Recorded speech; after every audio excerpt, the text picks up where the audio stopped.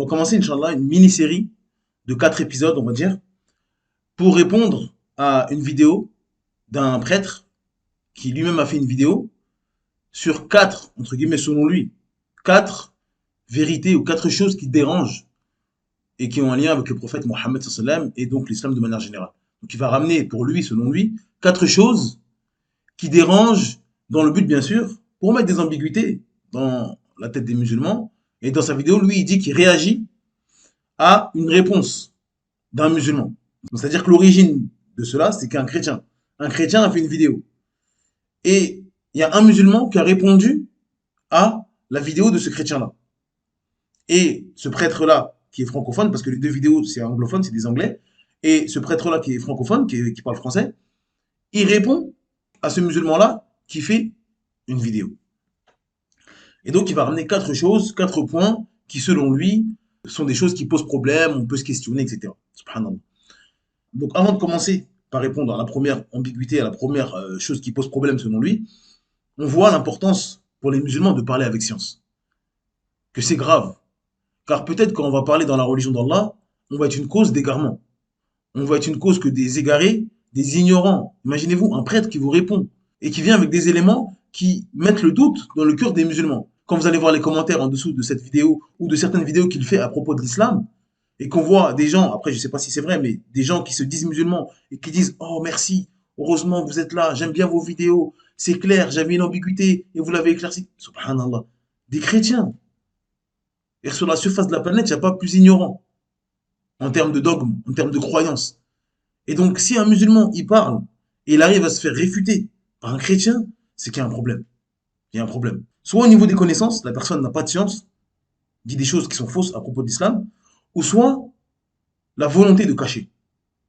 Parce que des musulmans, malheureusement, c'est comme ça. Ils cachent la religion, ils veulent cacher des choses parce qu'ils ont honte, ils veulent plaire à des gens, ils veulent plaire aux koufars, ils veulent plaire aux non-musulmans. Et donc, ils cachent des choses, ils trafiquent, ils ramènent des choses qui sont tirées par les cheveux.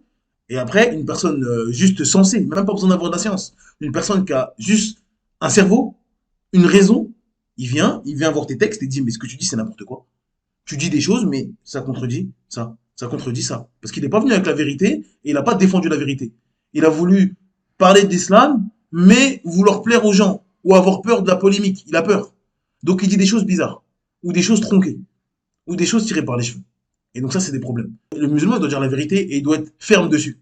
S'il peut dire la vérité, il l'a dit. S'il voit qu'il vit dans une époque qui est difficile, etc., il va être combattu pour ça, il a peur pour sa vie, il se tait.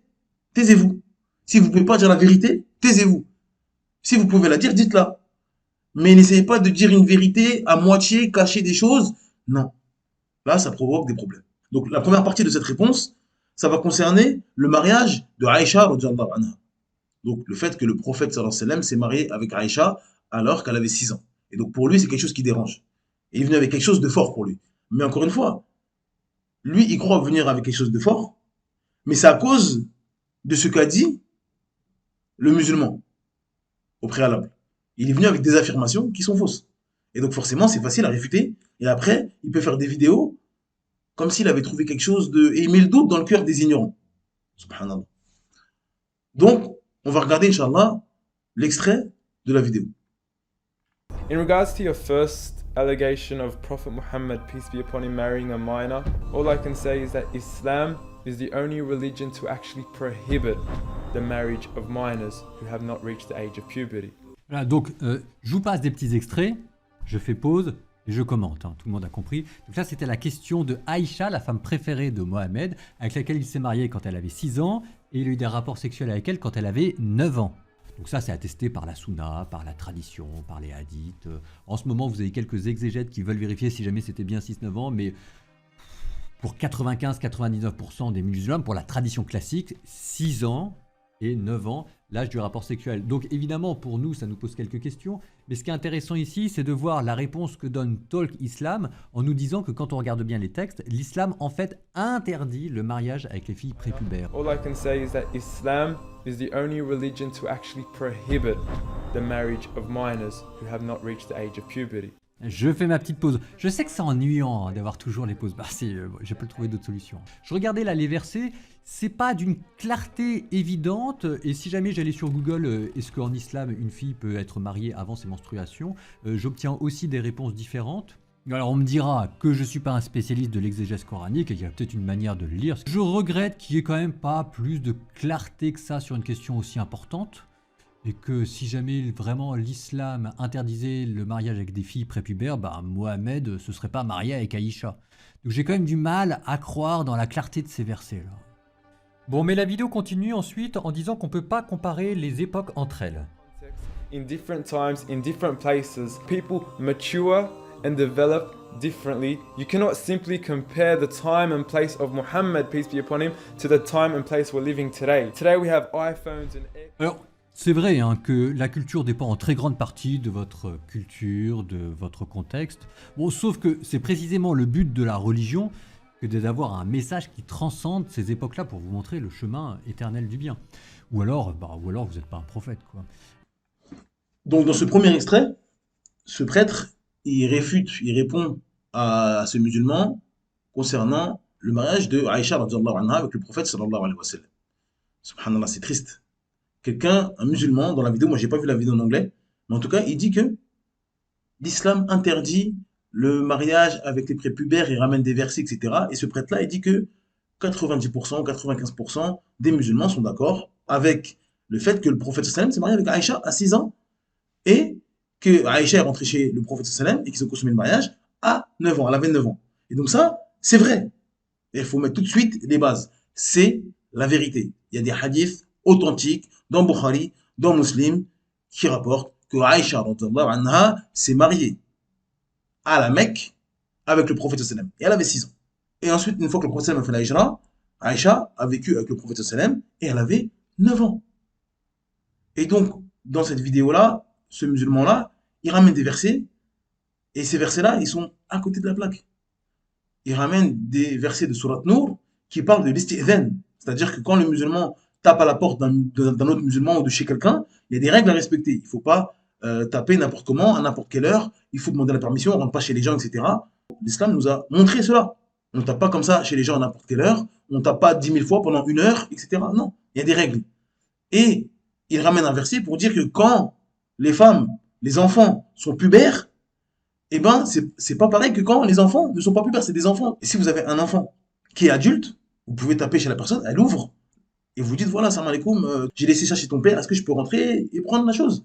Parce qu'il est adulte, il a la raison. Donc, il n'y a pas de mal. Alors que si c'est un enfant, il a 1 an, 2 ans, vous rentrez pas chez quelqu'un alors qu'il y a un enfant qui est tout petit. Un enfant qui est tout petit, il n'a pas la raison, vous lui parlez, il ne sait pas, etc. Vous ne rentrez pas chez lui. Vous attendez qu'il y ait un adulte qui a la raison. Donc ça n'a rien à voir, le sujet n'a rien à voir. Après, il nous ramène aussi Surat Nisa, qui dit que quand les femmes ont la puberté, on peut les marier, etc. Mais déjà, le problème, c'est quoi la puberté en islam, mais c'est quoi la puberté chez les koufars? C'est ça le problème. En fait, quand on veut trop plaire aux koufars, on veut essayer de se justifier, on vient avec des choses tirées par les cheveux. Parce qu'aujourd'hui, quand vous dites l'islam interdit le mariage avant la puberté, même si c'est vrai, tout le monde va comprendre la puberté pour eux. La puberté pour eux. Et en France, la puberté, là où l'âge sexuel, etc., c'est 15 ans. C'est pas ça en islam. Comment on devient pubère en islam? Comment on devient pubère en islam? Si une personne, elle est menstrue. Donc si la fille, elle est menstruée à 9 ans, elle est pubère en fait. Si la fille, elle est menstruée à 9 ans, elle est pubère. Si elle est menstruée à 10 ans, elle est pubère. Ou alors, les poils pubiens. Les poils pubiens. Si elle a des poils pubiens, à 8 ans, à 9 ans, elle est pubère. Ou l'âge de 15 ans. Donc si elle n'a pas de poils pubiens, si elle n'a pas ses menstrues, à l'âge de 15 ans, elle devient pubère. Donc, il ne faut pas essayer de vouloir dribbler, d'avoir honte de choses où il n'y a aucune raison d'avoir honte. N'ayez pas honte des choses qui ne méritent pas d'avoir honte. On n'a pas à avoir honte. Le prophète sallam s'est marié avec Aïcha alors qu'elle avait 6 ans. Et il a consommé le mariage alors qu'elle avait 9 ans. Et après, qu'est-ce qui va se passer ensuite quand on va dire ça? Il y a quelqu'un qui est ignorant de sa religion qui a un trouble. Ou alors qui a pris des principes des koufars, qui a pris les principes des koufars, le bien et le mal des koufars, et il l'a mis dans sa vie, et pour lui, le bien et le mal, c'est selon eux. C'est pas selon l'islam. Et ça, c'est un problème. Mais c'est lui le problème, c'est pas l'islam. C'est toi le problème, si tu penses ça. Si pour toi, le bien et le mal, c'est en fonction de ce que pensent les États-Unis, la France ou je ne sais qui, et pas l'islam, c'est toi le problème, c'est pas l'islam. Donc il continue en répondant à ce musulman qui fait la vidéo. Et ce musulman qui fait la vidéo, il a dit, il faut pas comparer les époques, c'est pas pareil, etc. Et le prêtre, il répond en disant, oui, c'est vrai, mais une religion doit transcender les époques. Et donc, si tu fais pas cela, bah, t'es pas un prophète. Donc, sous-entendu que, comme le fait de se marier avec un enfant, et tu t'es marié avec un enfant, ça transcende pas les époques parce que c'est pas bon, eh ben, tu sous-entends que t'es pas un prophète. Il l'a pas dit clairement. Mais c'est ça que tu veux faire comprendre et tu laisses le doute et les ignorants, ils vont plonger.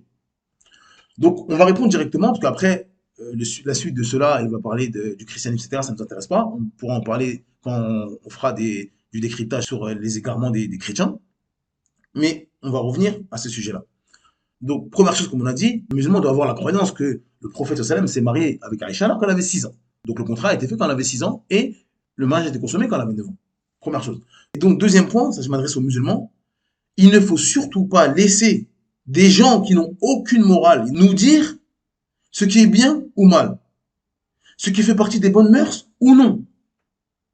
Arrêtez. Parce que si vous partez de ce principe-là, le débat il est fini. C'est-à-dire que vous acceptez son bien et son mal. Et donc quand vous débattez avec lui, vous êtes d'accord pour dire que ce que moi je trouve bien, c'est-à-dire lui, le mécréant, qui n'a aucune morale, ce que moi je trouve bien, c'est bien. Et ce que je trouve mal, c'est mal. Et après, il va venir avec des choses de votre religion, vous dire, ah, moi je considère que c'est mal, donc ta religion c'est mal. Et après, c'est fini. Non. Il faut d'abord débattre sur ce qui est bien ou ce qui est mal.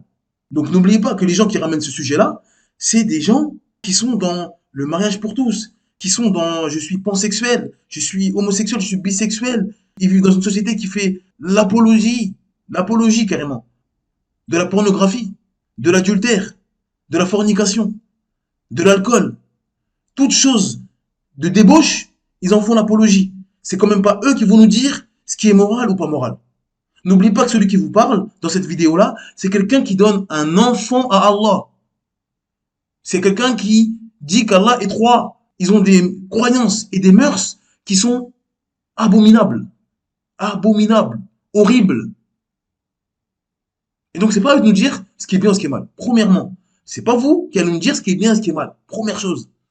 Première chose, ça c'est important. C'est pas ces gens-là qui nous disent ce qui est bien ou ce qui est mal.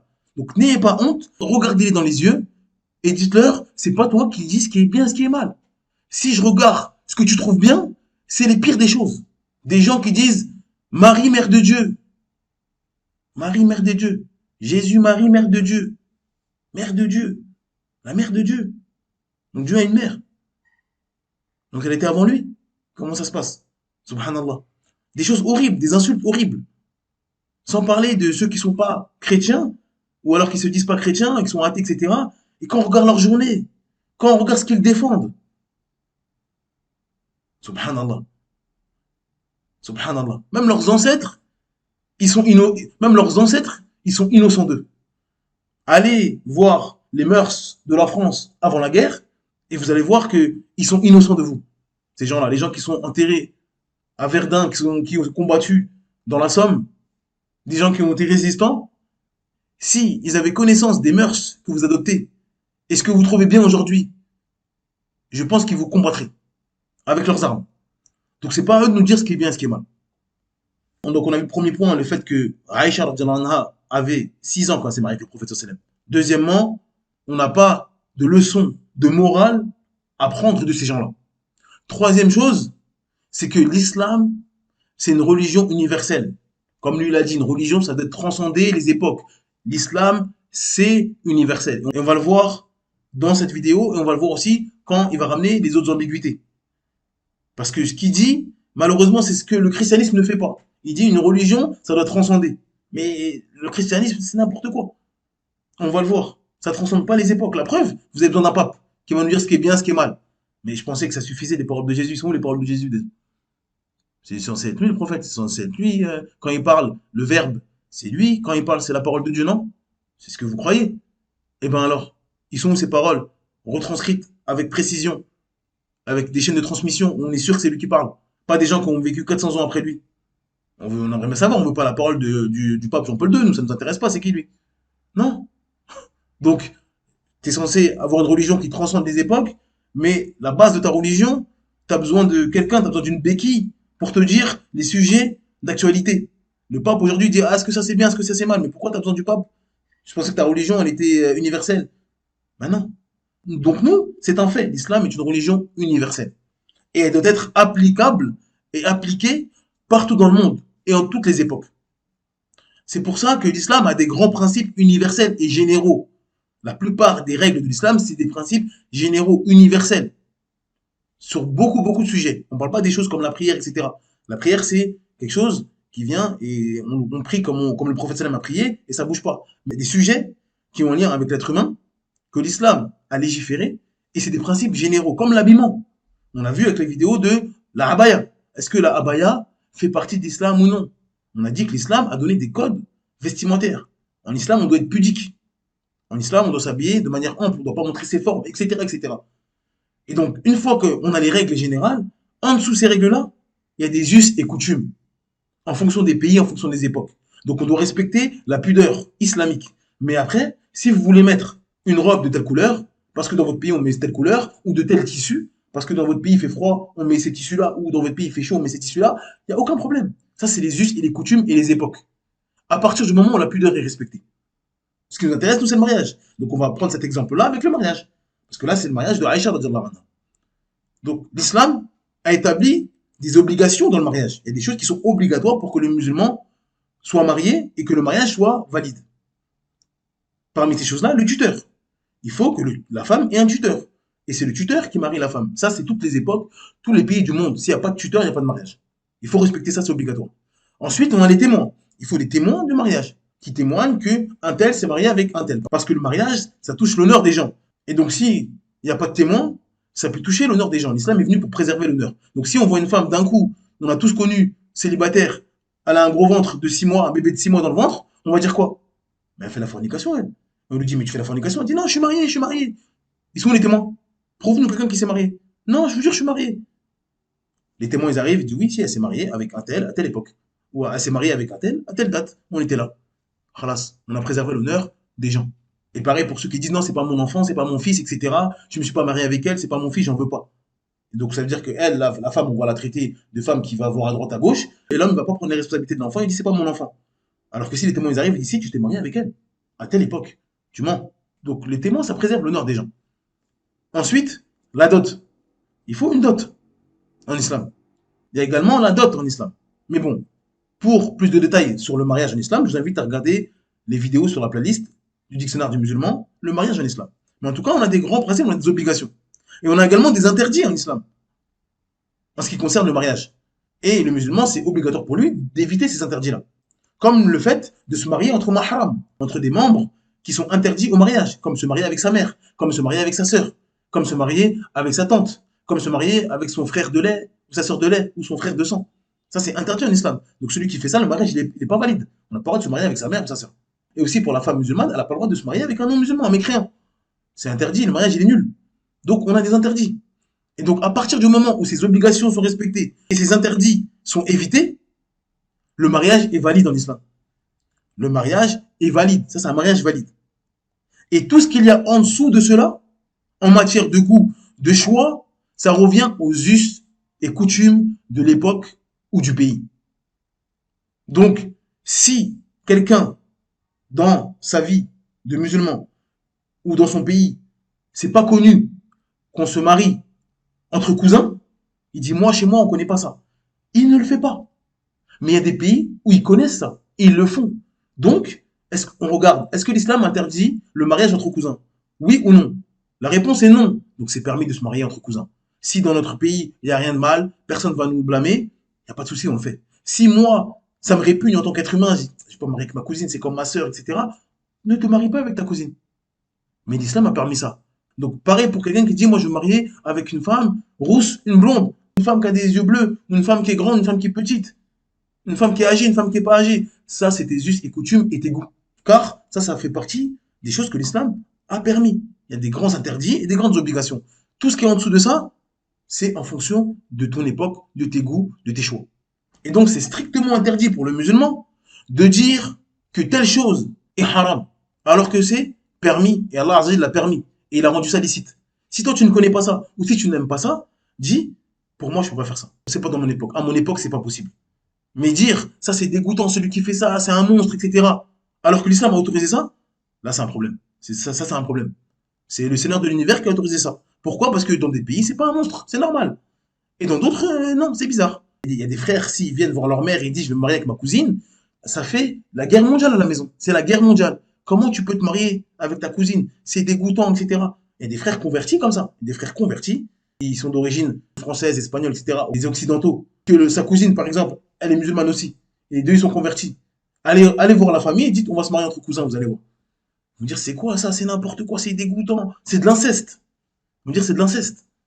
Donc ça ne convient pas aux musulmans de dire qu'une chose est haram, dégoûtante, ou qu'on est un monstre si on le fait, alors qu'Allah Azzawajal, le Seigneur de l'univers, a autorisé ça. Dit, moi, en tant qu'être humain, ça me répugne. Moi, personnellement. Donc je ne le fais pas. Et il ne le fait pas. Parce qu'encore une fois, il n'y a aucune obligation de te marier avec une femme qu'à 10 ans, 11 ans, ou qu'à 80 ans. Il n'y a aucune obligation. C'est la permission. Celui qui veut, en fonction de ses us, ses coutumes et ses goûts, il le fait. Celui qui ne veut pas, il ne le fait pas. On ne parle pas d'obligation, on parle de permission. Donc si c'est permis et qu'on n'aime pas, on ne le fait pas. Et ça, c'est ce que le prophète sallam nous a enseigné.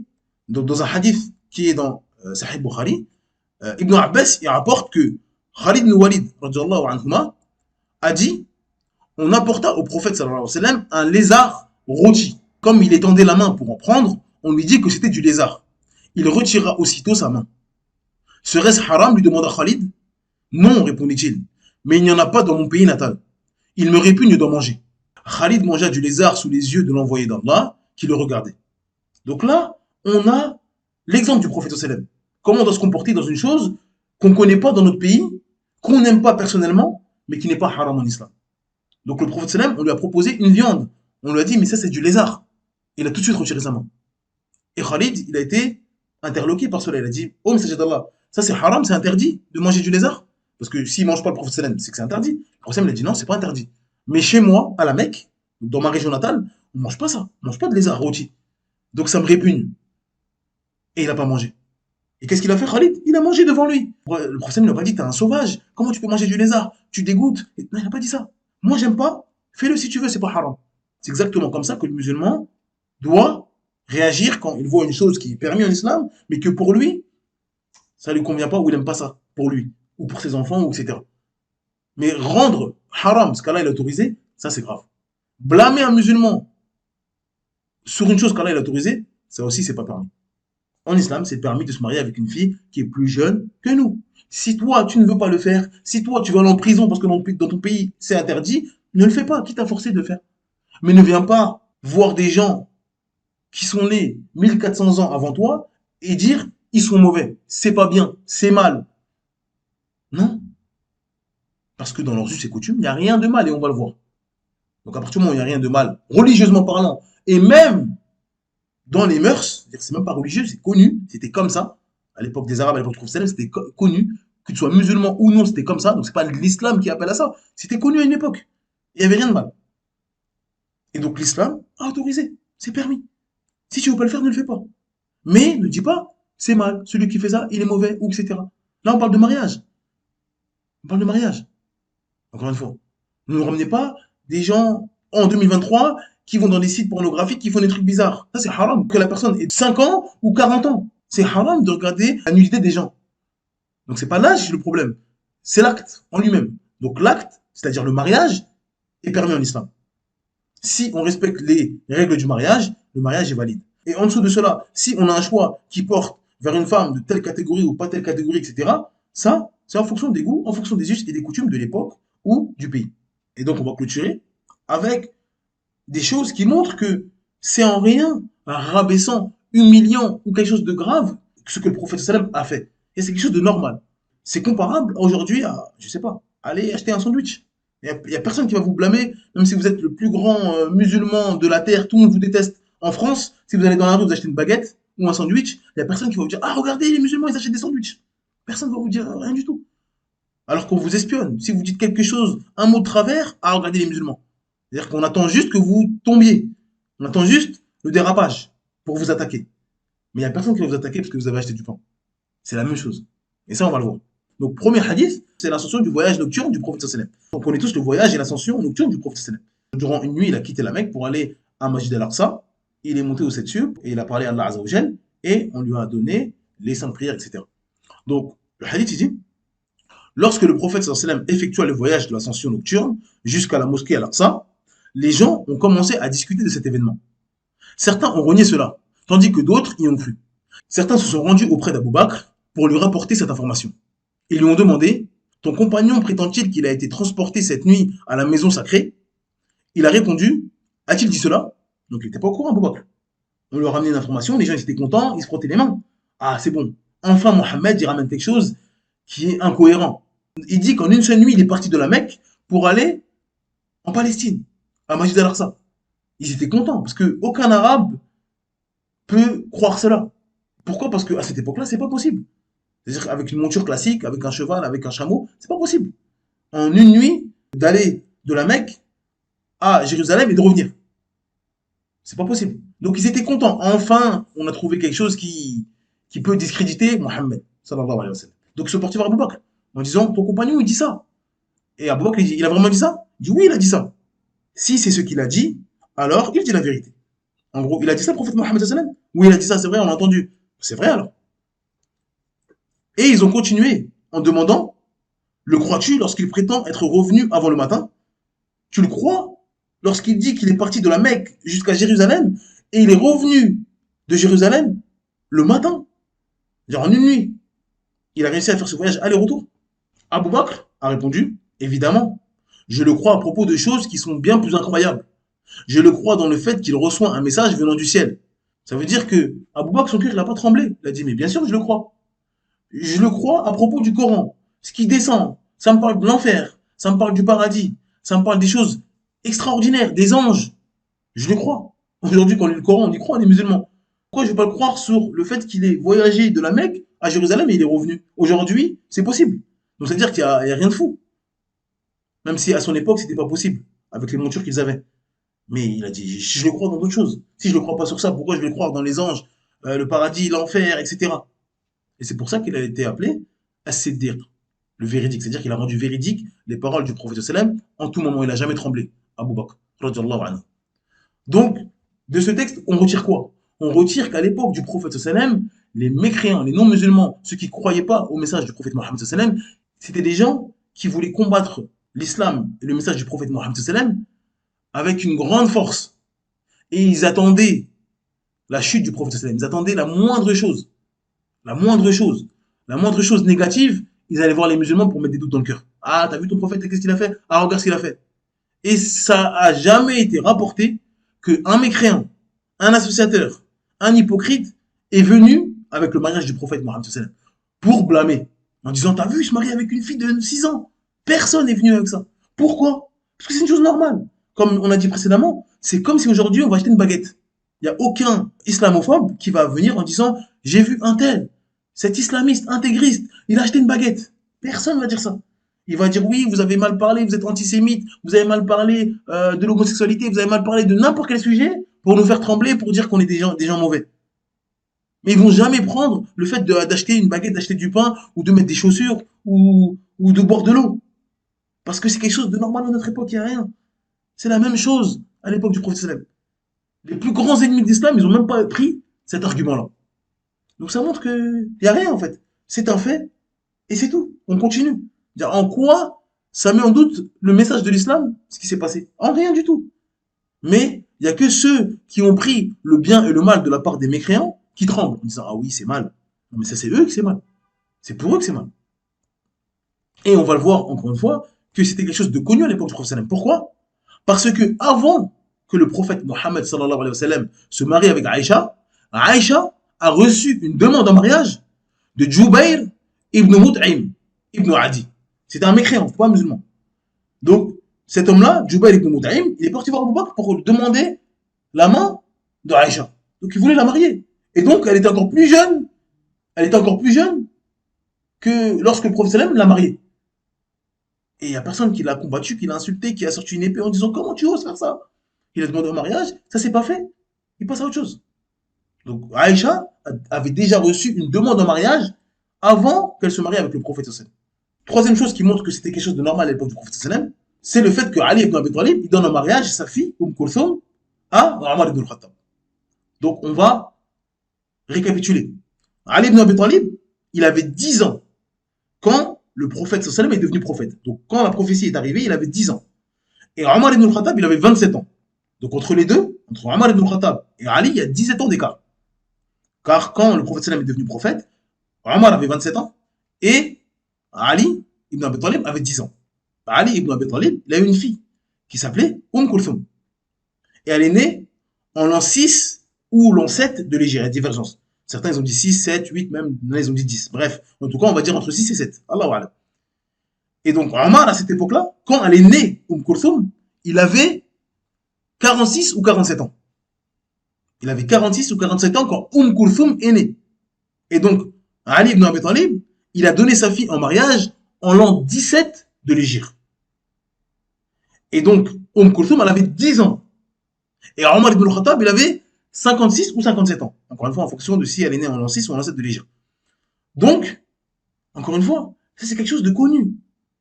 Il n'y a personne aujourd'hui qui blâme Omar ibn al-Khattab ou Ali, parce que c'est un papa, il a donné sa fille, il n'a pas dit comment tu peux faire ça à ma fille, elle a 10 ans. Non, c'est quelque chose de normal. C'est quelque chose de normal. Si pour vous c'est pas normal, ne le faites pas. Mais allez pas voir des gens pieux qu'Allah a agréés en disant ils sont mauvais. Pourquoi? Parce qu'il faut une chose que moi, à mon époque, je n'accepte pas. Vous êtes qui, vous? Vous êtes qui? Là, je parle aux musulmans. Je ne parle même pas des prêtres qui donnent des associés à Allah, des associateurs. Et dernier point qui montre que c'était une chose tout à fait normale, c'est l'histoire de Amr ibn al-Asr. Amr ibn al-Asr, il s'est marié, il avait 11 ans. Il s'est marié, il avait 11 ans.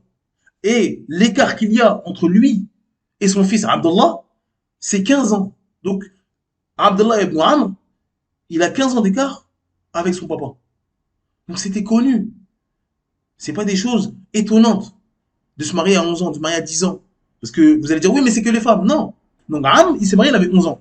Donc, ça concerne les hommes et les femmes. Parce qu'on sait très bien, les gens qui ont une maladie au cœur, les diables, ils vont dire, ouais, mais là, c'est que les hommes âgés qui se marient avec des petites filles. C'est honteux, comment ça, vous pouvez faire ça? D'accord. Amr ibn al-As, il avait 11 ans quand il s'est marié. 11 ans, c'est bon, c'est un petit garçon. D'accord? Il avait 11 ans. Il avait 11 ans, il s'est marié. Donc, les enfants, hommes ou femmes, se mariaient jeunes à l'époque du Prophète. 11 ans, 9 ans, 10 ans. On a des histoires où des compagnons à 13 ans, à 14 ans, ils veulent faire le djihad. Ils veulent combattre. Ils demandent au prophète, oh, mais c'est là, on veut aller. Donc ne comparez pas ces gens-là avec vous. Si vous, à 11 ans, vous jouez à la PlayStation et vous mangez des bonbons, ça c'est vous. Et vous dites, oui, pré-pubère, pré-ado, non, ils sont petits, ils n'ont pas réfléchi, ça c'est vous. Et Ibn Ammar, à 14 ans, lui, il veut aller combattre. Il veut aller faire la guerre. C'est pas les mêmes hommes. Et c'est pas les mêmes femmes. Donc, ne prenez pas votre cerveau, vos habitudes, en disant, comme nous, on ne peut pas concevoir cela, c'est pas concevable. Vous êtes qui pour dire ce qui est concevable ou pas? Donc on va délaisser la parole du Seigneur de l'univers qui a autorisé des choses, même si moi, je suis pas capable, même si moi, c'est pas dans mes mœurs, mais le Seigneur de l'univers a autorisé une chose à ses créatures, donc je pense qu'il est plus savant de ses créatures que vous. On va délaisser la permission du Seigneur de l'univers qui nous dit ce qui est bien et ce qui est mal, ou ce qui est permis et ce qui n'est pas permis. On va délaisser ça pour votre compréhension. Votre compréhension TikTok? Jamais de la vie. Et donc le musulman, il ne doit pas avoir honte de sa religion. Et il doit regarder en face ces gens-là et ne pas avoir honte. Comment on peut baisser la tête face à ces gens-là? Comment on peut baisser la tête face à ces gens-là? Comment ces gens-là peuvent nous dire ce qui est bien, ce qui est mal? Alors qu'on connaît ces mœurs-là. On y a grandi, on y a vécu. On est né en France, en Belgique, en Suisse. Alhamdoulilah, Allah il nous a sauvés de ça. Et maintenant, la génération, c'est pire. Parce que maintenant, ils ont TikTok, ils ont je sais pas quoi. Allez acheter le Parisien, allez dans les faits divers, et lisez. Et dites-vous bien, c'est eux qui nous disent ce qui est bien ou mal. C'est des gens qui vivent dans une société comme ça, qui laissent faire ce genre de choses. Et qui font des spots de publicité. Oui, aujourd'hui, une femme violée toutes les je sais pas combien de minutes. Une femme battue toutes les je sais pas combien de minutes. Oui, je sais pas, aujourd'hui, on a marié un arbre. On a marié un homme avec un arbre. Un homme avec un oiseau. Subhan, des choses. N'importe quoi. N'importe quoi. Et c'est eux qui vont nous dire ce qui est bien, ce qui est mal. N'ayez pas honte de votre religion, soyez fiers de votre religion. Et donc, c'est pas des gens comme ça, avec des mœurs, on va même pas dire légères, des mœurs qui n'existent plus. Ils n'ont pas de mœurs, ni foi, ni loi, nous dire ce qui est bien ou ce qui est mal. Et également un prêtre qui dit des choses atroces à propos du Seigneur de l'univers. Comment lui peut nous dire ce qui est bien et mal? Sa vie, elle est basée sur le plus grand des péchés, l'association, le polythéisme. Il n'y a rien au-dessus de ça. C'est pas lui qui va nous dire ce qui est bien, ce qui est mal. C'est pas lui qui va nous dire ça pose problème. Ce qui nous pose problème, c'est ta croyance. C'est ce que tu dis à propos du Seigneur de l'univers. Ça, c'est un gros problème. Subhanallah. Qu'Allah nous facilite.